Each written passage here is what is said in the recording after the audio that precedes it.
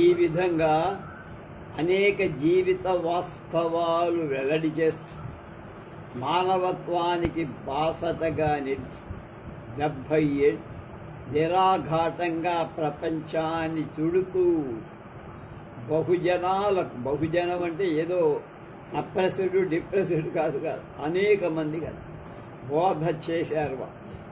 90 సంవత్సరాల 9 నెలలు పైనగా జీవించారు జైద్య కృష్ణమూర్తి మహానుభావుడు. మొదటి నుండి చివరి దాకా స్వేచ్ఛ, విద్య, జీవిత ప్రాధాన్యత, అసాధ్యమైన ప్రశ్న, Krishnamurthy note book, Krishnamurthy journal, జీవన వ్యాఖ్యానాలు, హింసకు ఆవల, అలాగే జీవన పరిపూర్ణత, ప్రజ్ఞ మేల్కొల్పు మొదలగు కృష్ణమూర్తి రచనలు, ప్రవచన గ్రంథాలు 25 పైగా. ఆయన విప్లవాత్మక భావాలను అనుసరించి ఇండియా, ఇంగ్లాండ్, అమెరికాలలో 7-8 సరికొత్త పాఠశాలలు ఏర్పడ్డాయి. వాటిని కృష్ణమూర్తి ఫౌండేషన్ అనేది నిర్వహిస్తారు. 1986 జనవరి 4న మద్రాసులో మరణం ధ్యానం అనే దాని గురించి ప్రసంగిస్తూ ఇది అతని చివరి అభిభాషణమని చెప్పాడు. ఆయనే చెప్పాడు. తర్వాత ఉత్సాహంగా జనవరి 10న బయలుదేరి కాలిఫోర్నియా వెళ్ళారు. కాలేయంలో క్యాన్సర్ గడ్డకు కొంత చికిత్స పొంది ఓహై కాటేజీలో ఉండిపోయారు. ఇదే నా అంతిమ దర్శనం. మీకు నన్నొక దైవాంశ సంభూతుణ్ణి చెయ్యకండి. నాకెవరూ భక్తులు లేరు. నాకు స్మారక మందిరాలు, దేవాలయాలు కట్టించద్దు. నా భౌతిక దేహాన్ని శుభ్రపరచి అగ్నికి ఆహుతి చెయ్యండి. ప్రార్థనలు, ఆరాధనలు, ప్రసంగాలు, ప్రజా దర్శనాలు వద్దు అని ఖచ్చితంగా చివరి మాటలుగా చెప్పి అది ఫిబ్రవరి 16 ఆదివారం పరివర్తనకు నాంది పలికిన చైతన్య వృక్షమైన పెపత్రీ కింద పద్మాసనాసీనుడై ధ్యాన నిమగ్నుడయ్యాడు. అర్ధరాత్రి దాటాక నిద్రలోకి జారుకొని నిశ్చల నిరీహ నిర్మల నిరంజన తురీయ స్థితి పొంది అతని కట్టే విద్యుద్దహన సాధనకు ఆహుతైపోయాడు. అతడు కనుమరుగైన ప్రవచనాల ద్వారా లోక అవగాహనలో వెలుగుగా ఉంది. ఆ వెలుగులో మనల్ని మనం తెలుసుకుందాం.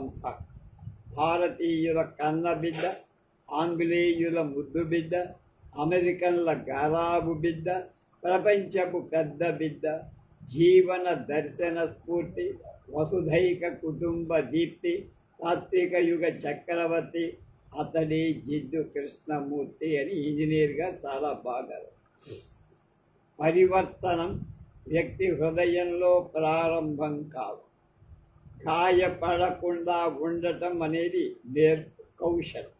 అది అన్ని గాయాలను మాన్పిస్తుంది. దైవం కానీ, సత్యం కానీ, నిజంగా ఏ పేరైనా అసలు ఉందా లేదా అనే ప్రశ్నకు సమాధానం పుస్తకాలు కానీ, మత ప్రచారకులు కానీ, తత్వవేత్తలు కానీ, జగద్రక్షకులు కానీ చెప్పలేరు. నువ్వు తప్ప ఎవరు బదులు చెప్పలేరు. నీ అంతకు నువ్వే చెప్పుకోవాలి. ఇప్పుడు దేశకాలాలు, స్పేస్ అండ్ టైం. దేశం కాలం. దేశం అంటే ఇక్కడ భూమి కాదు. కాలం అంటే గడియారపు కాలం కూడా కాదు. దేశం అంటే ఖాళీ, స్పేస్, ఆకాశం, స్పేస్, నిరామయంగా ఉండదు. కాలం అంటే మానసికమైంది, కల్పన చేసుకున్నది, ఊహాత్మకమై. అంటే క్యాలెండర్లో లాగా మనసులో కూడా ఒక విభజన చేసుకోవాలి. అవకాశం ఖాళీగా ఉన్న చోట ఏదైనా ప్రవేశించడానికి అవకాశం ఉంటుంది. అందుకే దేశాన్ని అవకాశం, గాజు సీసాలోకి నీళ్లు పోస్తే అందులో ఉండే గాలి బయటకు పోయి సీసాలో నీళ్లు చేస్తాయి. అట్లాగా అది కూడా అనవచ్చు. నిండి ఉన్న చోట వేరేది, అందులోకి చొరబడు. ఆ సీసా నిండా నీళ్లు పోసి ఇంకొక దారిలో పోద్దామంటే కుదరదు. అలాగే ఖాళీ గదిలో వస్తువుల సమూహం చిందరవందరగా ఉంటే ఎంతో చికాకు. క్రమ పద్ధతిలో ఉంటే వాడుకోవడానికి హాయి. నిల్వ చేసి ఉంచితే చెడిపోతాయి, దుర్వాసన కొట్టచ్చు. అచేతనం కావచ్చు, అది కదలని స్థితి. గది ఖాళీగా ఉంటే పరిశుభ్రంగా ఉంచవచ్చు. ఎప్పటికప్పుడు ఏ పనైనా చేసుకోవచ్చు, ఏ వస్తువునైనా పెట్టవచ్చు. పాతది తీసేస్తే కొత్తది ఉంచుకోవట వీలుగా. హృదయం కూడా అలానే ఉండాలి. అప్పుడు అక్కడ దేశం ఉన్నట్లుగా భావించాలి. ఉద్దేశం అన్న హృదయంలో దేశం ఉంది. అందులోకి ఏదైనా వస్తూ ఉండాలి, పోతూ ఉండాలి, కానీ అందులో బంధింపకూడదు. కనుక అది ఖాళీగా ఉంటేనే వెలుగు అందులోకి ప్రవేశిస్తుంది. నిజంగా జీవించగలిగేది ఎప్పటికప్పుడు కొత్తగా చైతన్యంగా ఉండగలిగేది. కనుక ఖాళీయే చలనాత్మకమైన శూన్యత కాదు, కదిలే శూన్యత అన్నాడు ఆయన. కాలం మార్పు. కాలాన్ని భౌతిక అవసరాల కొద్దీ నిర్ణయించుకున్నాం. అది అవసరమే. ఒక పథకానికి, కార్యనిర్వహణకు, కృషికి, అభివృద్ధికి అది విధానం. భౌతిక సాధనకు కాలం అవసరం. అనుకున్న దానికి, సాధించిన దానికి మధ్య ఉండేదే కాదు. అనుకున్న దానికి, దాన్ని సాధించిన దానికి మధ్య ఉండేటువంటిది కాలం అన్నాడు. అది కాలం అంటే సాధన, అంటే నిత్యం చేసే చర్య. ఇది సూర్యోదయ సూర్యాస్తమయాలకు సంబంధం. అలాగే కాలాన్ని మానసికమైన మార్పుకు కూడా అవసరం అనుకుంటాం. మార్పుకు సాధన కావాలని, సాధనకు వ్యవధి కావాలని అంటాం. అలా మార్పుకు వాయిదా వేస్తూ ఉంటాం. అయినా ఉన్న స్థితిలోనే ఉంటాం, మనమేం కదలం, ముందుకు వెళ్ళాం. అది ఎంతవరకు సముచితం? అసలు మానసికంగా కాలం అంటూ ఉందా, మానసిక కాలం ఉందా అని ప్రశ్న వేశారు. భయకారులు. ఆలోచనలలో కాలం ఉంటుంది. ఆలోచనలతో గతం నుంచి భవిష్యత్తులోకి వెళ్ళినప్పుడు అయోమయంగా అనిపిస్తుంది. వర్తమానాన్ని వదిలితే ఏమైపోతాము అనే అస్థిరత్వ భయం ఒకటి. అలాంటి స్థితే భయానికి మూల కారణం. నిన్నటిలాగా, ఇవాల్టిలాగా రేపు ఉండాలనే ఆలోచనలకు ఆశా, భయం ఈ రెండు దాక్కుని ఉంటాయి. కాబట్టి మానసికంగా కాలాన్ని లెక్క లేకుండా చెయ్యకుండా వర్తమానంలోనే జీవిస్తే నీకు అసలు ఆ భయం అనేది ఉండదని జిడ్డు కృష్ణమూర్తి గారు. రేపు లేదన్నాడు అంతే. ఒకటి మానసికంగా రేపు లేదు. హింసాపరుడు కొంతకాలానికి అహింసాపరుడు కావటంక, అజ్ఞాని కొంతకాలానికి విజ్ఞాని కావటంక అనే కాలమానం మానసికంగా లేదు. అది కాలం ద్వారా జరిగే ప్రక్రియ 1000 వేచి ఉన్న దానికోసం. అజ్ఞానం జ్ఞానంగా మారదు. తెలుసుకున్న వెంటనే అజ్ఞానం అదృశ్యమైపో. కనుక ప్రయత్నం నీ కాలంతో రాదు. నిజంగా మార్పు అవసరమైతే ఆ క్షణంలోనే జరగదు. నేడులో జీవించాలి. కాలంలో ఉన్నంత వరకు కాలాతీత తత్వం గురించి ఎంత మాట్లాడినా అది కాలంలోనే అయి ఉంటుంది. ఇవాల్టిలో జీవిస్తూ, అంటే నేటిలో జీవిస్తూ రేపటిని ఊహిస్తే అది నేటిదే అవుతుంది. ఇవాళ నుండి రేపటి గురించి ఆలోచిస్తే అది కూడా ఇవాల్టిదే అవుతుంది. పైగా ఇవాళ కూడా సరిగ్గా అది దక్కదు. కాబట్టి ఊహల్లో జీవించటం మానేసి నిజంగా జీవించడం, వాస్తవంగా జీవించడం నేర్చుకోవయ్యా అన్న. ఆలోచనే మనసులోని ఊహలే కాలాన్ని కల్పిస్తాయి. నదీ తీరంలో కూర్చొని ఆ జల ప్రవాహాన్ని చూస్తూ ఉన్నప్పుడు కాలం కనపడదు, మనకి అసలు రాదు దృష్టిలో. ఎందుకంటే అప్పుడు మనస్సులో ఆలోచనలు ఉండవు. ఆలోచనే భవిష్యత్ కాలాన్ని, పరలోక సుఖాలను ఎన్నింటినో సృష్టి చేస్తుంది. వర్తమానం నుండి పలాయనం చిత్తగిస్తూ మనస్సు లేని స్థితిలో కాలపు ఊహ అనేది ఉండదు. వర్తమానంలో ఉన్న వాళ్ళకి ఊహతో పనక్కర్లా. జప ఆలోచన నశిస్తే మనస్సు నిశ్చలం అవుతుందనే అభిప్రాయం ఉంది. కానీ నిశ్చలత కోసం మనసు ధ్యాన సాధనలు కల్పిస్తే మనస్సు ఏమవుతుంది? బండబారిపోతుందంటున్నారు, జడమవుతుంది. ఆలోచన నుండి ముక్తి రాదు. సాధన అంటే వాయిదాలు వేయటం, భవిష్యత్ కాలంలోకి వెళ్ళటం. అంచేత ఈ క్షణంలో చైతన్యవంతంగా, అప్రమత్తంగా, పూర్తి జ్ఞానంతో, ఎరుకతో జీవించటం నేర్చుకోవాలి. ఆ క్షణానికి నువ్వు జ్ఞానం కలిపిన మానవుడిగా జీవించాలి. అప్పుడు నీకు ఉండేదే జ్ఞానందం. ముందు రాబోయే ముక్తి మాట ఎందుకు నీకు అసలు? కనుక నువ్వు ఆనందంలో జీవిస్తున్నావుగా. ఇది దేశకాలాల సారాంశం. కృష్ణజీ స్వయంగా చెప్పిన మాటలు దేశకాలాల గురించి ఇంకా తెలుసుకుందామంటున్నా.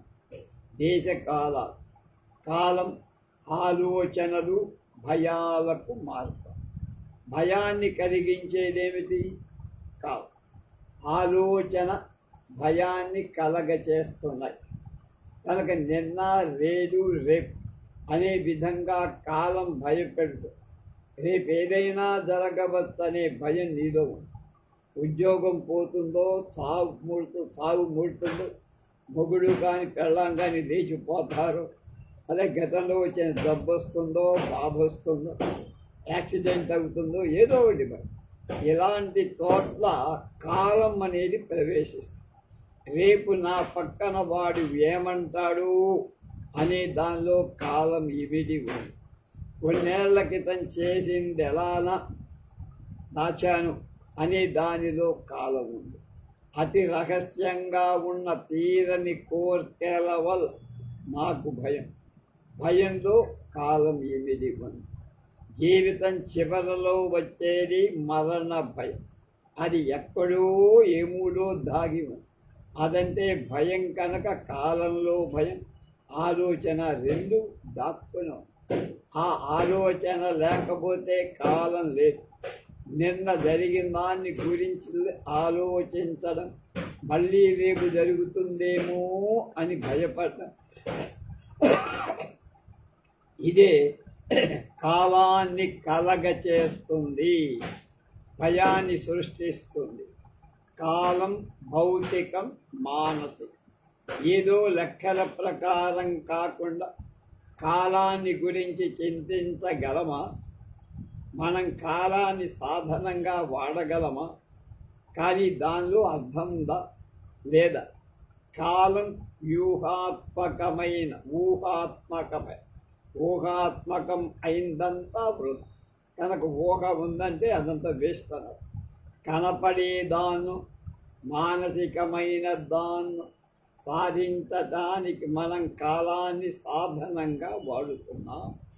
స్టేషన్కు వెళ్ళాలంటే టైం కాదు, కానీ మనలో ఎక్కువ మంది కాలాన్ని మానసికమైన ధ్యేయం పొందటానికే వాడతాం.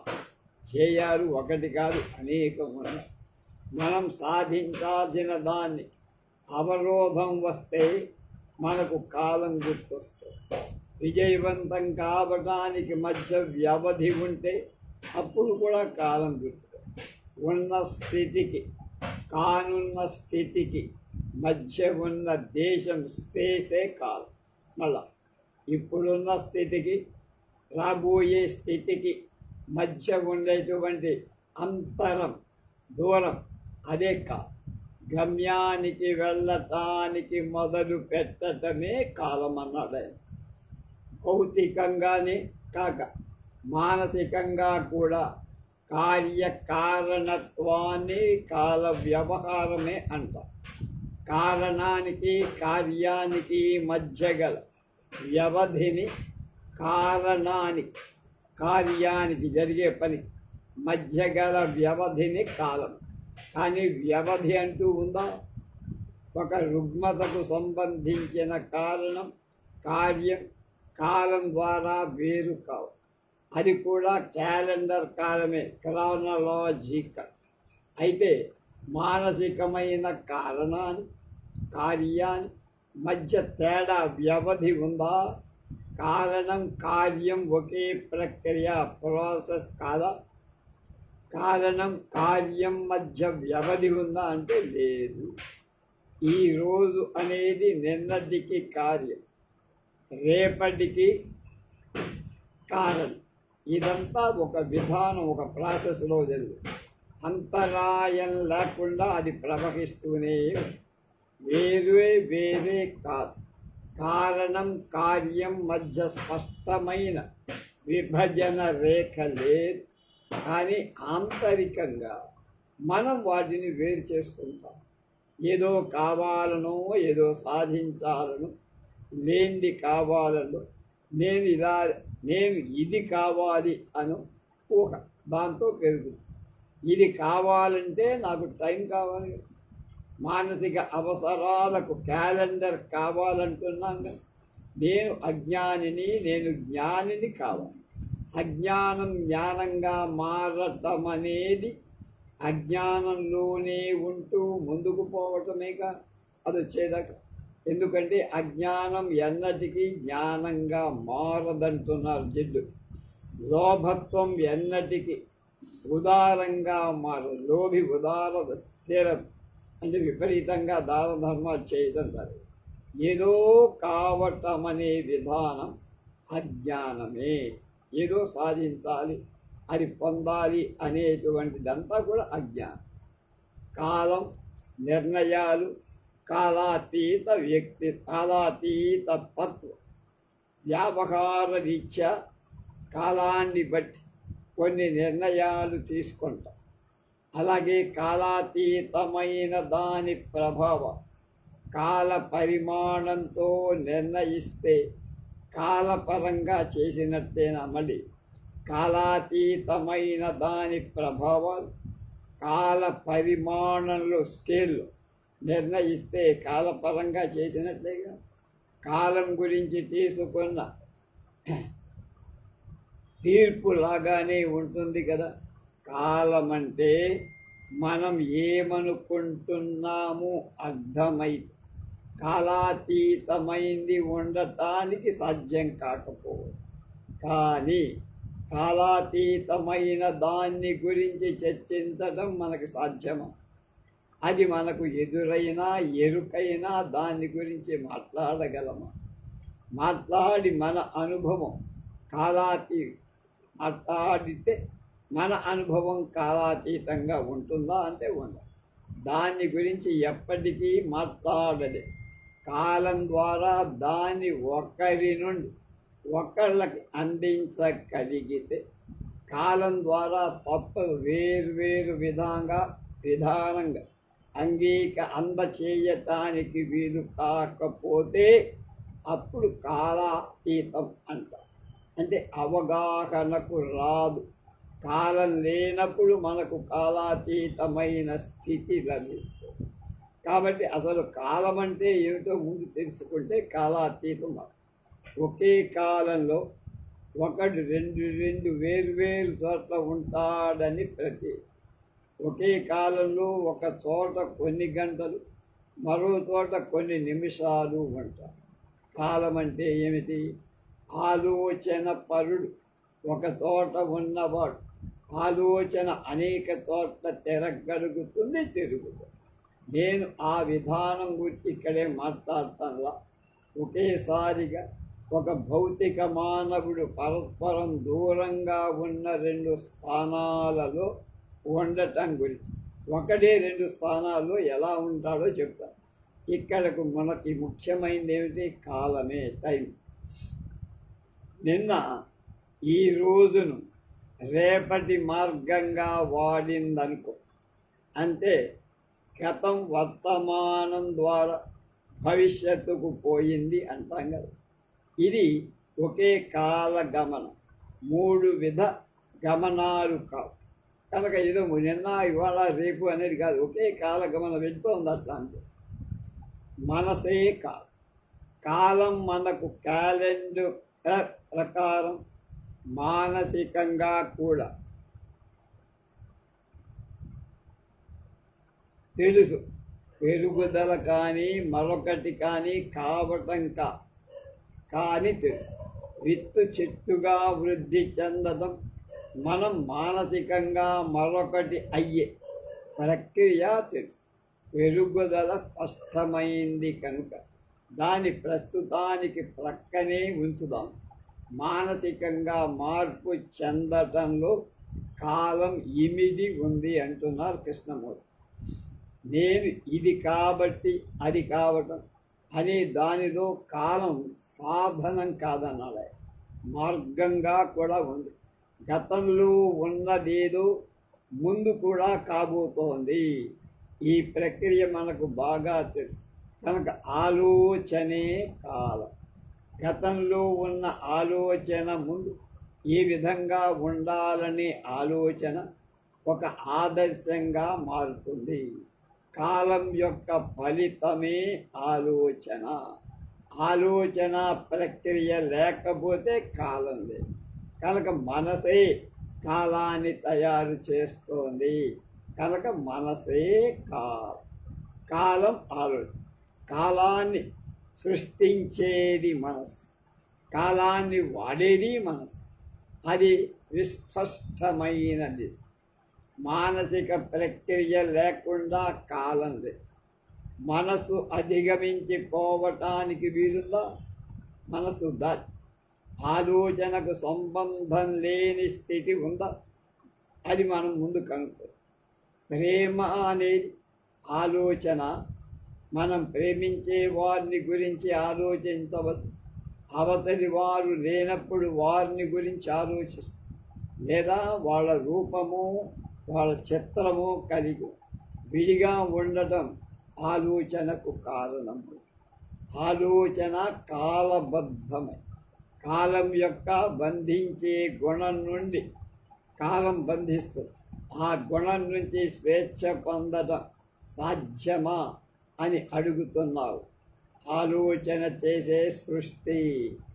ఆలోచన దేన్ని గురించి ప్రతిపాదించిన అది కాలానికి సంబంధించిన క్షేత్రంలోనే ఉంటుంది. అలాగే అది దేవుణ్ణి కనిపెట్టినా సరే, దాన్ని ఊహించినా సరే, స్వర్గాన్ని సృష్టించినా సరే, అదంతా తన సృష్టి కనుక కాలం సృష్టించింది. గతానికి సంబంధించింది అసత్యమే. ఆలోచన జప ధ్యానం మానసికమైన కాలం యొక్క స్వభావంలో ఆలోచన ఎంతో ప్రాధాన్యత వహించి, అంచేత అది గమనించిన మానవుడు ఇంకా అవతల ఏదో ఉందని వెతకటం నిరంతరం చేస్తాడు. అదేమిటో కనుక్కోవటానికి వదిలిపెట్టకుండా పూనుకో. నమ్మకంలో తగులుకుంటాడు. భయం ద్వారా అద్భుతమైన దేవతను కనిపెట్టి ఒక ధ్యాన విధానం ద్వారా కనుక్కోవటానికి సిద్ధమవు. అది ఒక పునరుక్త వ్యవహారం. అది మనసును కొంత నెమ్మదిగా స్తబ్దతగా ఉంచవచ్చు. అలాంటి మంత్రాలను నిరంతరంగా ఉద్భవించవు. అలాంటి పునరుక్తిలో అంటే మాటి మాటికి జరిగే దానిలో మనసు యాంత్రికమైపోదు. అంతేకాక వివేకాన్ని కోల్పోతుంది మనసు. అంటే ఎలా ఉంటారో అలౌకికతలో, సహజాతీత స్థితిలో, భావాతీత స్థితిలో ఎగిరిపోవచ్చు. ఇది ధ్యానం ఎంత మాత్రం కాదన్నారు. మానసికమైన కాలం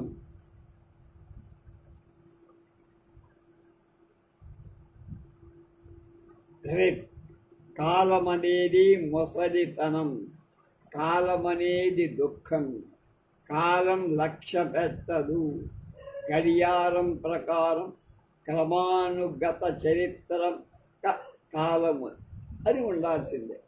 అది లేకపోతే బస్సులు అందుకోలేవు, భోజనం వండుకోలేవు, అలాంటివి ఏం చేయలేవుగా. క్రానలాజికల్ టైం ఉండదు. అది కాక మరో కాలం ఉందరా, దాన్ని మనం అంగీకరిస్తున్నాగా. ఇప్పటిదాకా దంచింది అదే. అదేమంటే రేపు నేను ఉంటా, రేపు నేను మారుతా, రేపది అవుతా అని మానసికంగా రేపు అనే కాలం సృష్టించుకున్నాము. మానసికంగా రేపనేది ఉందా? గట్టిగా అడగటానికి ఆ ప్రశ్న భయంగా ఉంటుంది. రేపు కావాలి కనుక, రేపు కలవటమనే ఆనందం ఉంది. రేపు అర్థం చేసుకోబోతున్నా నా జీవితం రేపు వేరై ఉంటుంది, రేపు జ్ఞానోదయం అవుతుంది. కనుక రేపు అనేది మన జీవితంలో ఒక ముఖ్యమైన విషయమైతే, నిన్న నీకు లైంగిక ఆనందం ఉండి ఉంది, దాని సంబంధించిన ఆనందం బాధలు ఏమైనా కాదు, అన్నీ ఉన్నాయి. అదే మళ్ళీ రేపు నీకు కావాలి. ఎందుకంటే అదే ఆనందం నీకు మళ్ళీ కావాలని కోరుకుంటూనే ఉంటావు. ఇప్పుడు చెప్తున్నా, రేపు అనేది మానసికంగా లేదు అన్నాడు జిడ్డు కృష్ణమూర్తి. ఆ ప్రశ్న నువ్వే వేసుకో. వాస్తవం ఏమిటో గ్రహించు. రేపును ముందు ఉంచుకునే ఆలోచనలలో తప్ప రేపు అనేది అసలు ఉందా? కనుక ఆలోచనలు రేపు సృష్టిస్తుంది. నీ ఆలోచనే రేపు అనేటువంటి కాలాన్ని సృష్టి. మానసికంగా రేపు అనేది లేకపోతే ఇవాళ జీవితంలో ఏమవుతుంది? అప్పుడు అద్భుతమైన విప్లవం వస్తుంది. అవునా? అప్పుడు నువ్వు పూర్తిగా కొత్తవాడివైపోతావు. గతం నుండి వర్తమానం ద్వారా భవిష్యత్తులోకి దూసుకుపోవటం అనుకుంటున్నావా? ఈ క్షణంలో పూర్తిగా జీవించు, అది చాలు నీకు. అంటే ప్రతిరోజు మరణిస్తూ జీవించటమే అవుతాయి. ఇది చెయ్యి. ఇవాళ రోజు పూర్తిగా జీవించడం అంటే అర్థం ఏమిటో తెలుసు. ప్రేమంటే అది కాదా? నేను రేపు ప్రేమిస్తా అని అనవుగా, అంటావా? ప్రేమించడము ప్రేమించకపోవటమే ఉంటుంది, కానీ ప్రేమకు కాలం లేదు, విచారానికే కాలం ఉంది. విచారమే కాలం కను, ఆనందం కూడా అంతే. కనుక ఎవరికి వాళ్ళు కాలం అంటే ఏమిటో తెలుసుకోవాలి. రేపు లేదు అనేది కూడా తెలుసుకోమంటున్నారు జిడ్డు కృష్ణమూర్తి. అంటే జీవించడం, శాశ్వత జీవితం అంటూ ఒకటి ఉంది. జీవించడం ఉంది, శాశ్వతంగా జీవించడం అనేది ఉంది. ఎందుకంటే శాశ్వతం అనే దానికి కాలం లేదు, అది ఎండ్లెస్ అంట. వినటం ధ్యానం. చూడటం అంటే ఏమిటి? దేన్ని చూసి దాన్ని చూడకుండా ఉండడమా? దేశం కాలం లేకుండా ఒక చెట్టుని నిజంగా చూస్తే అది కేంద్రం, మనసు అహం లేకుండా చూసినట్టు. కేంద్రం లేనప్పుడు చెట్టును చూస్తే విశాలమైన అప్రమేయమైన దేశం ఉంటుంది. అయితే ఎలా చూడాలో నేర్చుకోవాలి, లేక గమనించాలి, లేక వినాలి, చెప్పి తేవాలి. అది చేయదు. అది చేయకుండా జీవితం అనే అసలు క్లిష్టమైన దాన్ని ఏదో సరళంగా అనుకుంటూ మొదలు పెడతారు. మీ సరళత అంతా వేషం వేసుకొని థర్డ్ క్లాసులో ప్రయాణం చేయటం. ధ్యానం అనబడేది లేక ఇంకేదో చేయటం. ఇది సరళత కదా. సరళత ఉంటే ఉన్న వాటిని ఉన్నట్లుగా చూడటం. కేంద్రం లేకుండా ఒక చెట్టును చూడండి, కనబడుతుందా? కనబడుతుంది. గతం. సాంకేతిక ప్రపంచంలో గతమంటూ ఉండాలి. ఇతరమైన జీవిత క్షేత్రంలో గతం లేదు. ఇది గుర్తిస్తున్నావా? కపట జీవితం, మీరు గడిపే ద్వంద్వ జీవితం కనిపిస్తోంది. అందుచేత మీరు భయంకరమైన జీవితాన్ని తయారు చేస్తున్నారు. అలాగే ఒక పక్క దేవాలయాలకు వెళ్తారు, ఇంకో పక్క యంత్రం నడుపుతారు, ఏదో విభూదో ఏదో పెట్టుకొని ఆఫీసుకు వెళ్తారు, ఇంకో రకమైన పిచ్చి. అది ఎలా సాధ్యమవుతుంది? ఇది ఈ ప్రశ్న అర్థమైందా? ఇది ఎలా సాధ్యమో చెప్పండి. ఇది కపట జీవితం కదా అని ప్రశ్నేశాడు. విభాగం లేని జీవితం. నేను ఇప్పుడు ఏమి వివరించాలని ప్రయత్నిస్తున్నాను అది గ్రహించ. ఏ విభాగం లేని జీవితాన్ని గడపన అతి లైంగిక జీవితం కావచ్చు, దైవావసరమైంది కావచ్చు, సాంకేతికపరమైంది కావచ్చు, రాజసమైంది కావచ్చు, కోపిస్తుది కావచ్చు. అర్థమవుతుందా? అంటే విభాగాలు, ముక్కలు, చుక్కలు, చెక్కలు లేని జీవితం గడపచ్చా? ఎవరికి వాళ్ళు కనుక్కోవాలి. ఆలోచన ఎప్పుడు పాతదే సరే, అయితే ఎవరికి వాళ్ళు ఈ సత్యం తెలుసుకోవాలి. నేను చెప్పింది వర్ణించగా కృష్ణమూర్తి గారు చెప్పాడు కదా, నువ్వు బట్టి పట్ట స్వయంగా కనిపెట్టండి. మీ అంతకు మీరు అసాధారణమైంది అని తెలుసు. ఆలోచన నిజంగా పాతదే అని తెలిస్తే గతమంతా పోదు.